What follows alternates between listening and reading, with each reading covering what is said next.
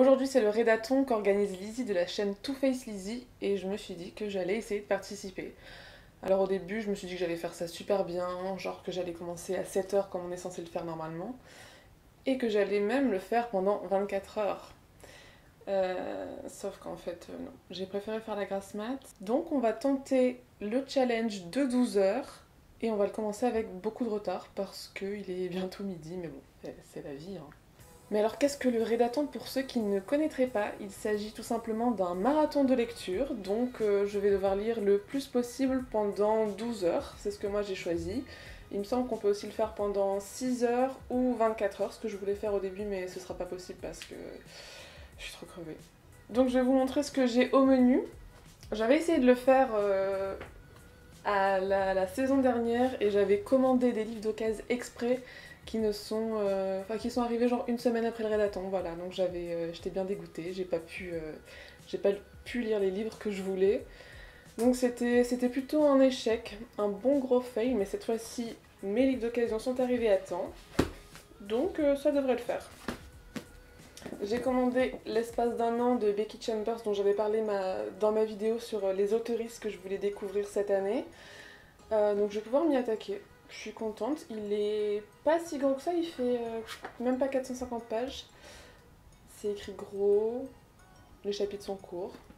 J'ai bon espoir, même si je lis tellement lentement que je pense que je le terminerai jamais, mais bon. Au moins je vais le découvrir. Ensuite j'ai acheté ce tout petit roman de Ian R. MacLeod qui s'appelle Poumon Vert, qui est dans la collection 1 heure lumière de chez Le Bélial. Je sais pas de quoi ça parle, mais c'est très court et comme j'ai l'intention de lire tous les livres de cette collection, il n'y en a pas beaucoup, juste une dizaine, je sais pas de quoi ça parle et c'est pas grave. Ce qui est bien, c'est que ça fera un petit intermède court qui se lit en 1 heure si jamais j'en ai marre de mon pavé de 400 pages.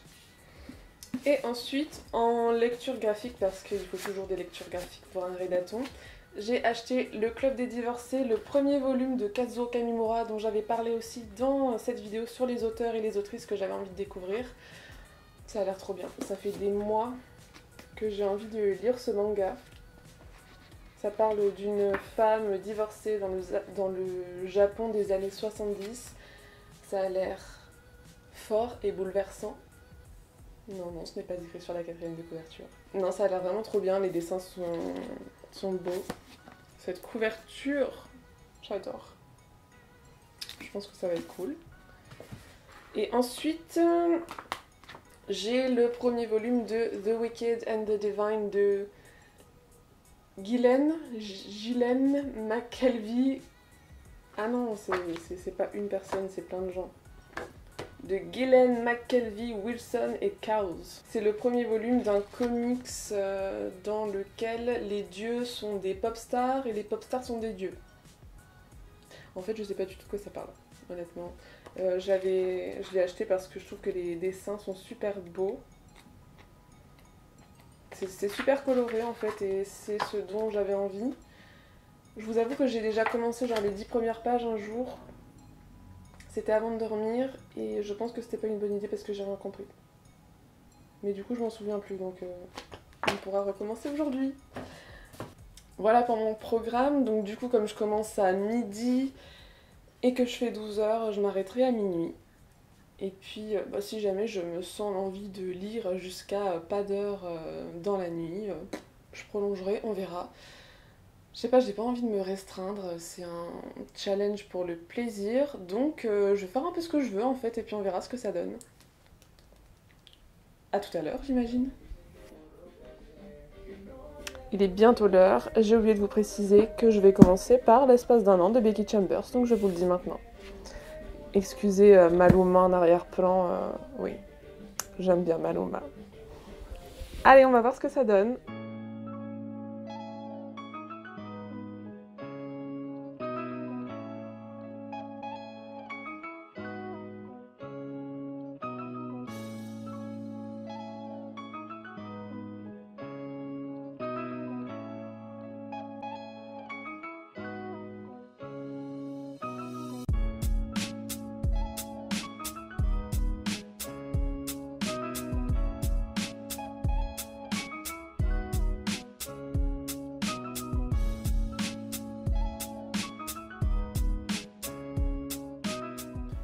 Bon alors là j'en suis à peine à la page 50 et ça me plaît déjà beaucoup. Le personnage principal c'est une jeune femme qui s'appelle Rosemary. Elle se retrouve sur un vaisseau sur lequel elle va travailler en tant que greffière. Et de ce qu'on en sait pour le moment, Rosemary ce n'est pas sa vraie identité. Je ne sais pas pourquoi encore, mais elle a menti pour se retrouver à bord de ce vaisseau. Et ce qui me plaît beaucoup, c'est qu'on se retrouve avec différentes espèces intergalactiques. Donc on a des humains, on a des espèces non humaines qui s'apparentent à des reptiles, d'autres à des amphibiens. Je pense qu'on va avoir beaucoup de sexualités différentes, des choses qui diffèrent énormément de nos normes sociales à nous, êtres humains. Normes avec des guillemets bien sûr. Et ça me plaît beaucoup.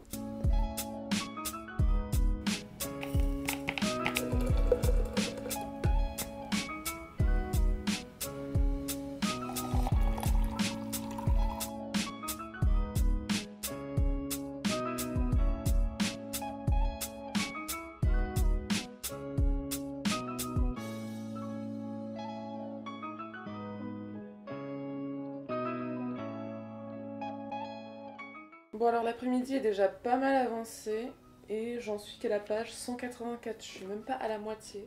Je lis vraiment à la vitesse d'une tortue, mais franchement j'adore. Je suis trop contente, j'étais un peu sceptique parce que je savais pas à quoi m'attendre en fait. Je suis hyper emballée, j'adore l'histoire. Il se passe pas énormément de choses, on suit l'histoire de l'équipage d'un vaisseau dont le boulot consiste à creuser des tunnels dans l'espace. En gros, ça crée des passages, c'est hyper compliqué, c'est de la physique et moi, je n'y comprends rien. Mais il se passe pas grand-chose et on suit surtout l'histoire des personnages, leurs relations.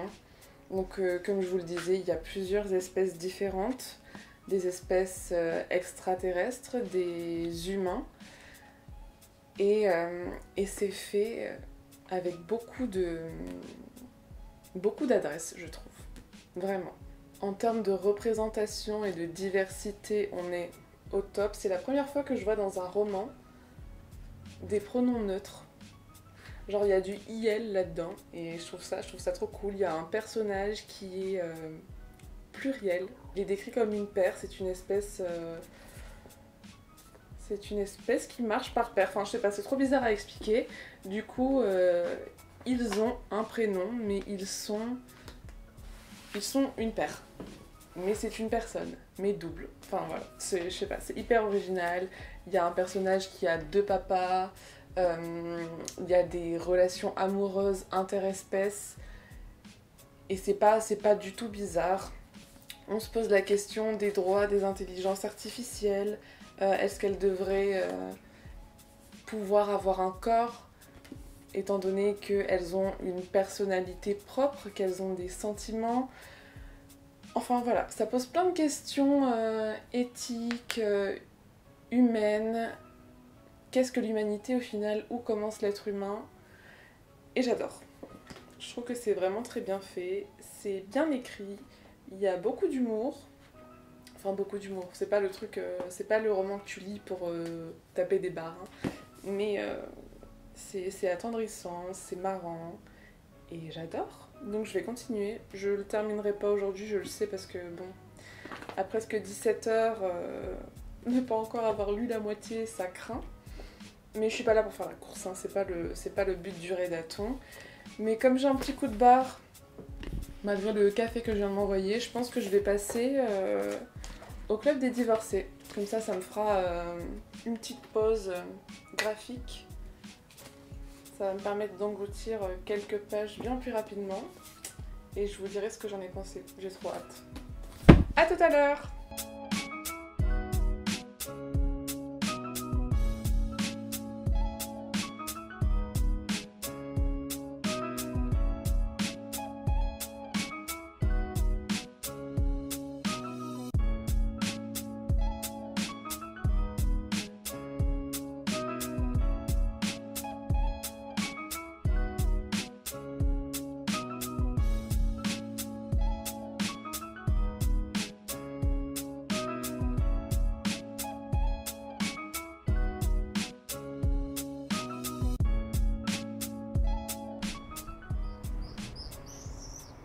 Je viens de terminer le club des divorcés, qui était pas mal, c'était de très très beaux dessins. J'ai vraiment adoré le coup de crayon de Camille Moura, c'était très beau. J'en parlerai plus longuement demain quand je ferai le bilan. En tout cas, c'était une lecture très sympa. J'en suis à peu près à la moitié de l'espace d'un an. J'adore toujours autant. Ouais, je suis à la page 200. Et bon, bah, c'est sûr que je terminerai pas parce qu'il me reste 2 heures de challenge si je m'arrête à minuit comme prévu. Donc, ce sera pas pour ce soir. Et là, je pense que pour les 2 heures qui me restent, je vais m'attaquer à Poumon Vert de Ian MacLeod, qui est vraiment tout petit. Ouais, il fait 125 pages. Donc je pense que je peux terminer ça pour le challenge. Et ma foi, ce sera pas trop mal, hein. On verra bien.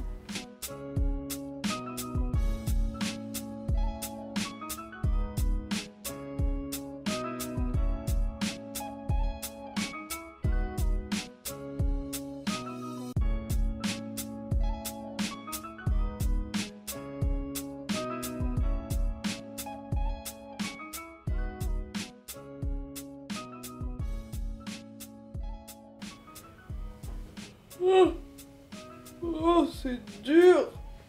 Un café, s'il vous plaît. Voilà, on est le lendemain matin, le rédaton est terminé. Je suis éblouie par ces lumières, j'ai envie de me réveiller. J'ai bien fait 12 heures, comme j'avais dit que je le ferais. Et je me suis vachement amusée, ça m'a beaucoup détendue de ne rien faire d'autre que manger, boire et lire. Il faisait super beau, donc j'ai pu aller lire un peu au parc, donc ça c'était cool. Je vous propose qu'on se fasse un petit bilan. Je vous l'ai dit au moins 4 fois, j'ai lu la moitié de l'espace d'un an de Becky Chambers. Je vais essayer de terminer très vite parce que je suis à fond dedans, j'adore. Je trouve que c'est très intelligent, très inclusif, très bienveillant. C'est tout ce que j'ai envie de lire en ce moment. En plus c'est de la SF, donc c'est parfait. J'en parlerai dans un point lecture quand je l'aurai terminé, mais en tout cas je suis hyper emballée. Je suis trop contente. En plus j'étais sceptique, donc je suis agréablement surprise. Je voulais montrer aussi, il me semble, j'ai terminé le club des divorcés de Kazuo Kamimura. Alors, ce qui m'a le plus plu dans ce manga, c'est le dessin. C'est super beau, le trait est très rond. Moi, j'ai pas lu énormément de mangas, je m'y mets seulement, mais de tout ce que j'ai lu pour l'instant, c'est ce qu'il y a de plus différent. C'est vraiment hyper rond. Moi, j'ai l'impression que les mangas sont souvent assez anguleux. Enfin, les dessins des mangas sont souvent assez anguleux et là, c'est pas le cas. Et ça me plaît beaucoup. Kazuo Kamimura dessine énormément de ces scènes vues du dessus. C'est un truc qui me plaît aussi. Et sinon, pour ce qui est du sujet, je sais pas si j'ai toujours très bien compris le personnage principal, qui est cette femme qui s'appelle Yuko, qui a 25 ans et qui est divorcée depuis 2 ans. On est dans le Japon des années 70. Donc autant vous dire qu'être divorcée à l'époque c'était pas très courant, c'était pas très bien vu. Elle a une petite fille dont elle ne s'occupe pas vraiment puisqu'elle vit avec sa mère à elle, Yuko. Donc la petite fille vit avec sa grand-mère. Voilà, elle n'a pas une vie très traditionnelle on va dire. Elle tient ce club des divorcés qui est un bar dans lequel se retrouvent des divorcés comme son nom l'indique. Donc voilà, c'est une femme indépendante financièrement, avec ses galères, ses emmerdes, ses problèmes de cœur, ses problèmes de vie, ses problèmes d'argent. C'est très intéressant. Il y a un 2e volume et je le lirai aussi parce que j'ai envie de savoir ce qui se passe ensuite. Et ensuite, alors, c'est un peu comme ce que je disais pour The Wicked and the Divine, auquel j'ai pas touché d'ailleurs. J'ai pas touché à cette BD, j'ai pas eu le temps. Je lis vraiment super lentement, donc un rédaton pour moi, c'est chouette, mais je lis pas énormément. Donc un peu comme The Wicked and the Divine, j'ai commencé Poumon Vert avant de dormir. Je sais pas si c'était une très bonne idée. Pourtant, il me semble que j'étais plutôt encore pas trop défoncée, mais je ne comprends pas. J'en suis à la page 82 sur 126. Donc plus de la moitié. Et je comprends pas ce livre. Alors c'est de la SF aussi. Je crois qu'on est sur une autre planète. Une planète dans laquelle, ou sur laquelle les hommes ont pratiquement disparu. Enfin, il me semble même que dans l'univers, hein, dans le monde tout entier, les hommes ont pratiquement disparu. Donc les sociétés sont principalement constituées de femmes. Donc on a des familles homoparentales, on a des couples lesbiens. Mais pour ce qui est de l'histoire, pour l'instant ça m'échappe encore. Il y a une histoire de poumon vert, oui. Non, honnêtement, je comprends pas. Je saurais pas vous en parler. J'en parlerai aussi dans un point lecture quand j'aurai terminé et que peut-être la lumière me sera apparue. Je suis pas le genre de personne qui a absolument besoin de tout comprendre quand elle lit un livre. Surtout que là, c'est un roman très très court, hein. C'est presque de la nouvelle. Mais par contre, j'aime bien que tout soit compréhensible à la fin. Donc voilà pour le relaton. En attendant, moi je vous souhaite une bonne journée, une bonne soirée, ou quel que soit le moment auquel vous regardez cette vidéo. Je vous dis à bientôt, et salut!